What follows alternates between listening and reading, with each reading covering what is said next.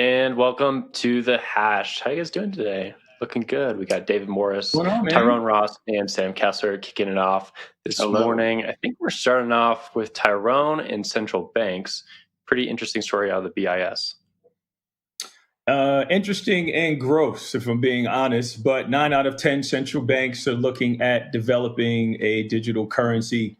I'm really not a fan of this, but I am a fan for this reason. So one of the things that they did mention as part of the report is they are looking at this for two things. One, domestic retail efficiency, and also financial inclusion. If you know me, you know that I'm big on crypto for financial inclusion. And zoom in on me, please, if there's a camera somewhere so everyone understands this. There's one inarguable use case for crypto assets, and it is that for the underserved, not only in the United States of America, where people seem to avoid, but worldwide. Inarguable. I'm happy to argue that with anybody. But I think what a central bank digital currency does, if you have another pandemic and you want to airdrop money to people, they're not waiting for a check in the mail, and they are not throwing out the debit cards that they sent them. You're able to send them that money in real time. Now their life isn't disrupted. The rent is paid. The light stays on. And you can force them to stay in the house for weeks if you want. So I think that part of central bank digital currencies is fantastic. Outside of that, it's completely useless. But I digress. David, what say you? Thanks for the handoff, and thanks. Great to see you, Tyrone. I don't think we've talked in a few years, so this is a wild reunion. Yeah. So yeah, I mean, I think we're all kind of on the same page in terms of CBDCs. China has provided, I think, a warning sign / blueprint. If you're handing the power to create a CBDC over to a central bank, the risk of them using it to control people by monitoring their transactions and activity is really huge, unless you have some really strong civil society organizations overseeing the development of those systems to make sure that they're set up in a way that can't be misused. And to that point, I mean, my role here sometimes is to be a wingnut, and so I'm going to be a wingnut for a second and point out the irony of this report coming from the Bank for International Settlements, which, I won't go into too much detail, but played a serious role in funding Hitler's rise to power in Germany and subsequently the Holocaust. So when we're talking about the post-war trend towards control of populations by giving more power to governments, they're in the catbird seat. They really know what they're talking about.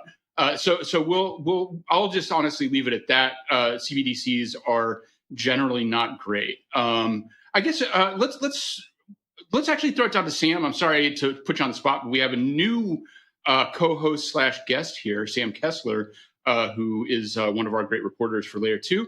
Sam, you want to chime in? What do you think? I think it's really interesting. Thank you. I think it's also nice to meet whoever I haven't met. It's interesting on a few different levels. I think both of you mentioned a couple of them. I, maybe taking a step back a little bit, have been thinking a bunch about stablecoins and the different ways that they manifest recently. David, I know you've been thinking about this as well. We've been talking a lot about algorithmic stablecoins. Mm-hmm. So there is this broader context where you talk about why there is demand for this sort of stable, token. There are plenty of reasons why you need them. Central bank, stablecoins do make sense from that standpoint. You might need some sort of regulation there in order to make sure we don't see things like we might start to see with some of these less stable algorithmic stablecoins. But at the same time, this might not be the best way to go about it. So I am curious, I see why the demand might be there. But that's all to say. I don't know if this is the best tact to go down. Yeah, I'll pick it up from there. I think this is interesting, pairing it off the Bitcoin story that we see in El Salvador, the Central African Republic, and elsewhere, and then the CBDC case here. Right? The CBDC case is like, hey, we want to make a central bank digital dollar that can control the economy, that can protect the economy from ups and downs, and gives us more granular control over what our citizens are spending money on. And you don't always have to go into like the very dark case of the consequences for that. You can even just go a little bit over to one side and be like, this probably isn't good because we want our citizens to have more freedom and control over like their sovereign money. But you don't have to go all the way into government's going to start blacklisting people. Government's going to stop enabling people to move, to buy things. You can just go into, I don't like that economic argument. On the other side, you have Bitcoin, which is a self-sovereign money that is quickly monetizing through markets as opposed to government mandate. And you have these two things clashing in real time. This is the same thing people were talking about years ago, and it's fascinating to see it play out on the main stage. So El Salvador's President Bukele was in Mexico this week, meeting with the president of Mexico, and a lot of people are speculating on Twitter, probably incorrectly, but let's just throw it out there, that he might be talking about Mexico adopting Bitcoin, or at least like pitching it. I mean, Bukele is a Bitcoiner, so he's going to talk about it wherever he goes. So what we're seeing here is things that people were talking about years ago, and those people were laughed at. They were saying, that's never going to happen. You're never going to have this Bitcoin world versus the CBDC world battle it out. But that's what we're living in right now, and that's what we're talking about right now. So it is pretty fascinating to see that happen, and honestly, pretty good time to be alive. Let's stay with the same sort of conversation, a little bit to the side with regulation, and move over to BitMEX. So BitMEX co-founder Arthur Hayes, along with two others, executives at BitMEX, or former executives at BitMEX, have been charged. They're expected to pay $10 million each for their role in breaking the Bank Secrecy Act. BitMEX got slapped back down in 2020 with a $100 million fine, and basically was forced to close a lot of its trading movement because of the Bank Secrecy Act, and the CFTC was going after them. There might even be jail time involved for these three executives. It's a very interesting case for anyone who's been involved with crypto for a very long time. It also tells you about the long arm of the law. Where are these government agencies going to slap down, and when are they going to do it? Well, they're going after one of the older brokerage firms out there with BitMEX, and they don't seem to care that it was years ago. They don't seem to care that BitMEX was basically operating as an entrepreneur within the space. They want to protect what they see as the rule of law. David, I'm going to throw it up to you for your take. Yeah, I actually kind of had a question. So the portion that I read indicated that this was linked to serving U.S. customers illegally. I mean, is this a KYC penalty, basically? Yeah, so I'm seeing you nodding your head. I'm assuming I'm basically right. Yeah. And you know, like philosophically, we can get into the weeds and talk about the ins and outs, but I mean, I think it's kind of silly. I think a lot of people think that these KYC requirements are, you know, not ideal, and they are the way. Like, if you want to fine Arthur Hayes $30 million for something, fine him for offering people 100x leverage. You know, that's the real crime here. That's the thing the man did that has actually harmed people. But you know, I think that the point about the long wait for these enforcement actions is really important right now, because, you know, we go through cycles, and every cycle there is a slight variation on an investing promise, a trading practice. Right now, it's NFT land sales, which we're talking about as possibly being securities, but they're being sold, you know, without those controls. And it might take 3 or 4 or 5 years for enforcement to catch up with those kinds of things, as it has here. So people who are engaging in certain practices right now, like, lawyers are there for a reason. They're annoying sometimes, and they're going to tell you not to do the thing that you want to do, but it's so that you don't wind up. And you know, I hope none of these guys wind up in jail, but it seems possible. So, and just to be clear, that's because I don't think that they've engaged in the kind of activity that I think is pretty common, that I think people should go to jail for, which is, you know, offering fake investment promises. But that's a different conversation. So, who wants to hop on? I might chime in really quick, kind of echoing some of what you were saying, David, around enforcement action taking a little while to catch up with the realities of the space. I think a lot about DeFi, and a lot of the lawsuits, a lot of like the regulatory action that we see today is targeted more towards these entities that kind of model traditional financial institutions. It's a lot easier to go after people for, you know, KYC, not fulfilling KYC requirements, you know, regulated by a government, or, you know, money laundering, those sorts of things. And even past, you know, before that, you'd see people, you know, getting gone after for stuff like drug, you know, payments, easy things. And I think that regulation and enforcement specifically have a long time to go before they catch up with a lot of these crazier, more difficult to grasp concepts that we're seeing in, you know, the DeFi space stuff. You know, we talk about Ponzi schemes, all of those things where there's actually maybe new regulations that need to come up. Sorry, go ahead. Will, I saw your hand go up. Yeah, you guys brought up a few interesting points. The thing that really speaks to me most about this story is the fact that BitMEX was first in a lot of ways. The perpetual swap was a product, a financial product that they created, and they're basically given like the recognition for that. They were also first in allowing this huge leverage. They're like pretty notorious among traders out there for allowing their users to have 100x leverage, and they're well known within like the early crypto circles because they got there first and they offered a product that a lot of people wanted. That's sort of just like the basic idea here.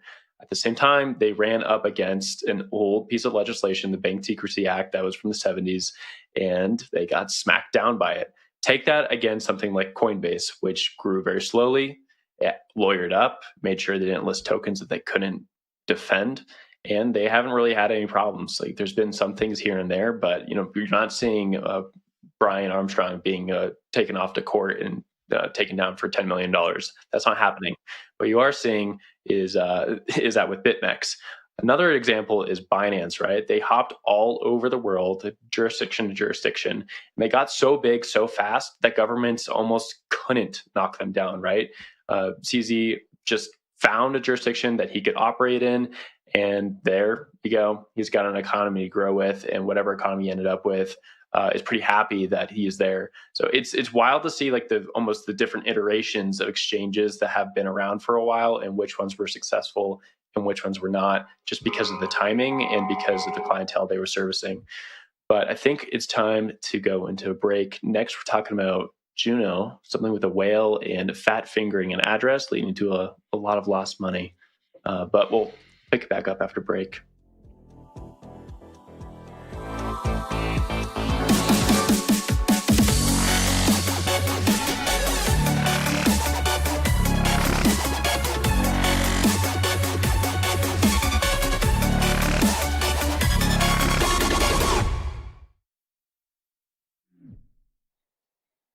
Well, we've all read stories about some individual losing a hard drive in a landfill or losing their private keys, but this may be a new one. This is a DeFi system that has lost millions of dollars into essentially a black hole thanks to a typo. And we are lucky enough to have the author of this article, Sam, who has been working hard to report out the story from every angle. And Sam Kessler, you want to walk us through a little bit about what happened here? And boy, this just went from bad to worse, huh? Yeah, thanks, David. As you know, you've also written about, Juno and something called Prop 16. This story, I guess it's a saga at this point, has been going on for a little while now, and it's kind of, crazy to think that it's gotten even crazier. Maybe just to back up a little bit and give a broad summary for folks who haven't been following along. Juno is a blockchain in the Cosmos ecosystem. They did an airdrop of tokens to a bunch of people who were staking on the Cosmos Hub blockchain. Cosmos is a multi-chain ecosystem, and Cosmos Hub is kind of a chain at the center of that ecosystem. Anyway, they dropped tokens to a bunch of people. One person ran away with around 10% of all tokens on Juno, which, if you know anything about proof of stake chains like Juno, that gives you, a lot of influence in governance and a bunch of other things. But the problem here was that Juno had tried to make it such that no individual entity would have more than 50,000 Juno tokens. In this case, this one person ran away with over 3 million. The community, in a pretty unprecedented move, voted to revoke those tokens, to basically go against that whole, unalterable ledger idea, revoke those tokens from the whale. That was super controversial. They went through several different votes to do that. We thought that was a story. It was a story. It was really interesting to follow. And then what happened yesterday or 2 days ago, the code on chain that was supposed to move those tokens after the vote passed ended up, because of a typo, moving the tokens into, like what I say in the articles, like a crevice of the blockchain where nobody could access them. There was literally a typo in the code that, got these tokens suspended somewhere in the ether. And so now, a lot of other shenanigans have ensued, but there's lots of questions that we can talk about around who is responsible for getting these tokens stuck and what's next. They're going to be doing an upgrade, it looks like, to literally kind of fork the blockchain to fix things. But anyway, I'll toss it maybe to you, David, because I know you've looked at this story already. Well, I saw Will's hand up, so we'll let him go first. Oh, sorry. Yeah, really quick. I think this is an interesting subplot for a lot of these smart contract chains, which are deciding, do we want on-chain governance or do we not? Bitcoin, for the most part, is like, no, we don't want on-chain governance. This is just a mess. We can't do that. If anyone's familiar with the Bit 119 story that's going on right now, that is also a mess, but it doesn't really involve any on-chain governance. There's some other blockchains out there, Ethereum somewhat, and you get things like Polkadot, which has a really heavy on-chain governance, and then things like Juno, which is like micromanage on-chain governance. And that's where you get some really fascinating political discussions. And you get a lot of lost money. $36 million is nothing to bat an eye at.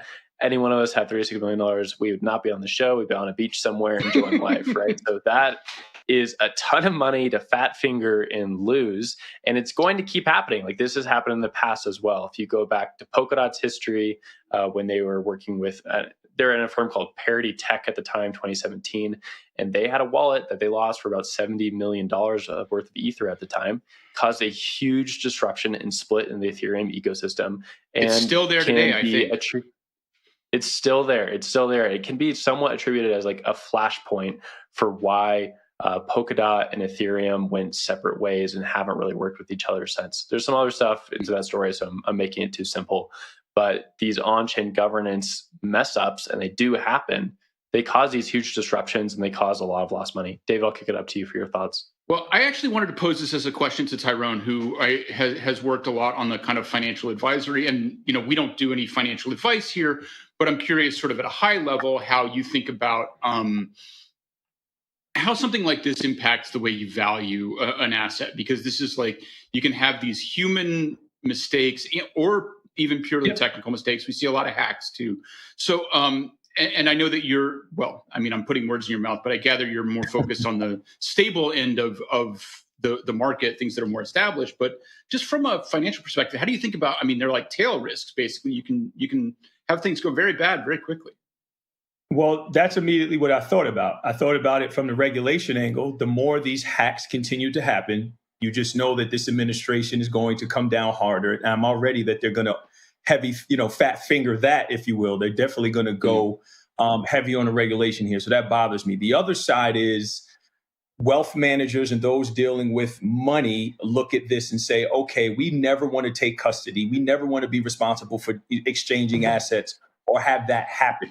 So I think as wealth managers look at the space evolve, and I think this is what I always tell people, when you see events like this, you are literally seeing the future of finance happen in real time. The mistakes, the good, the bad, where if a $36 million trade happens at JP Morgan, they bust a trade. Nobody knows. It's not on hash on TV, right? And then they just go on with their day. So this is happening in real time, which everyone needs to understand. So it's a gift and a curse with crypto, because when these things happen, it's truly public, right? Where these things happen all the time at Deutsche Bank and Merrill Lynch and everything else, and it breaks, and then they have to, it's public. We can see what happened and you have to report on it. And I think the last part of that is, to your point, David, is there's something called E&O insurance for advisors, right? Errors and omissions, right? And this is why errors and omissions in insurance for advisors is sky high now, because if that happens to an advisor, career over.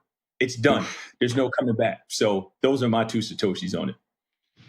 Yeah, and it's you bring up this fat fingering does happen in other spaces. Notoriously, I believe it was Citi just a few months ago that accidentally repaid a loan for on the order of a few $100 billion that they did not get back. And it is important to note that this is not a problem that's exclusive to crypto for sure.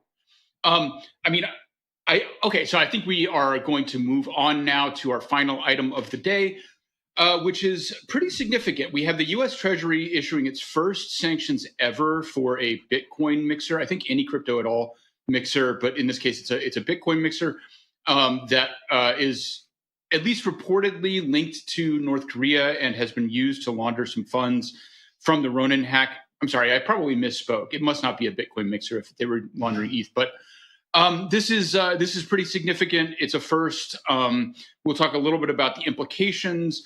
The association with North Korea is interesting, but I think it's also important to remember that these services exist unaffiliated with any nation state, any sanctionable entity. They're just out there, mixers like Tornado Cash, and I think some of them are even decentralized. So you're not going to be able to get rid of these necessarily, but the fact that they're sanctioning one has some interesting implications.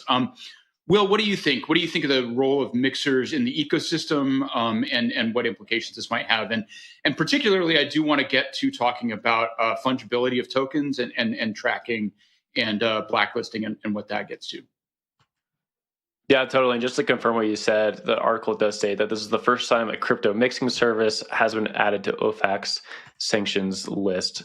So that's definitely notable. I think what we've seen, especially with the Ronin hack a few weeks ago, where that $600 million was at least tied in some ways to a North Korean address in the Lazarus group, you're seeing a huge focus from these governments on crypto because they have to, because these geopolitical enemies are using crypto. They're using the features of crypto, that censorship resistance, to fund their operations. Some of this money in the past has been tied directly to North Korea's nuclear ambitions, using crypto for nuclear ambitions. And that's not a headline anyone in the industry wants to see, but it is necessarily part of the story of Bitcoin and the story of crypto writ large, that you have censorship resistant peer-to-peer money that you can use for any purpose.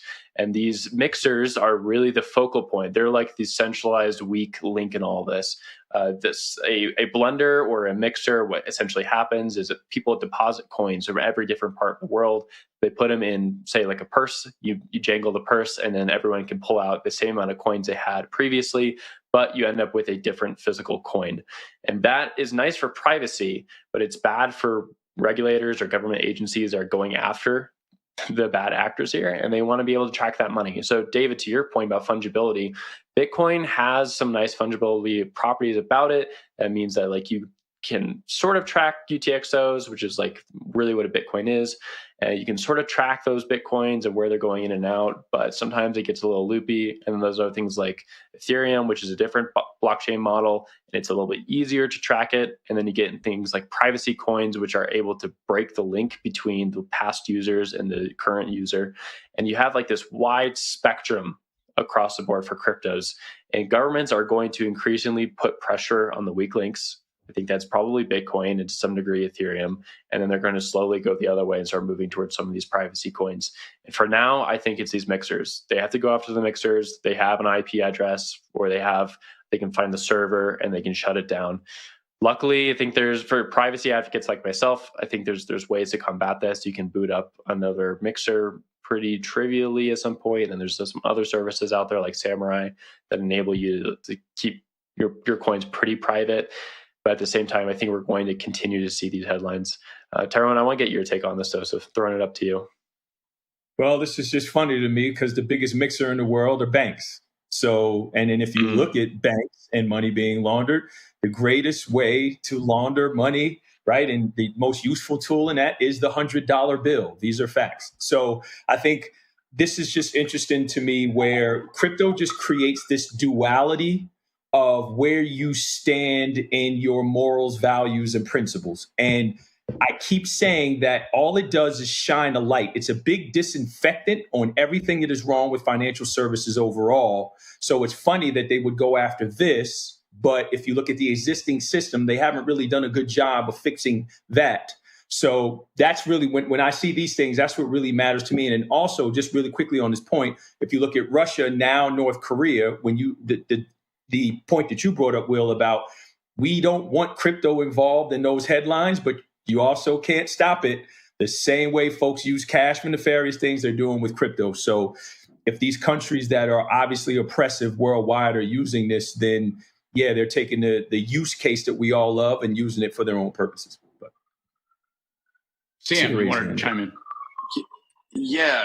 A couple things just as we're closing up the story that I think we should also talk about really quick. First, I think that this kind of portends another trend that we're going to see around this arms race. Like Will, I think you mentioned how it's inevitable that these mixers continue coming up. They're pretty trivial to spin up in the grand scheme of things. And, this is by no means the only mixer that we're going to see get sanctioned in some way. The main mixer that a lot of hackers seem to be using as a reporter that I see is Tornado Cash. You don't see that on this list, even though it was like a huge, part of the, North Korean strategy, it seems, with Ronin. So basically we'll see an arms race of firms like Chainalysis that pop up to make it easier for governments and other institutions to come up and do what they've got to do when it comes to regulating. Sorry, Will, I think we're going to switch over.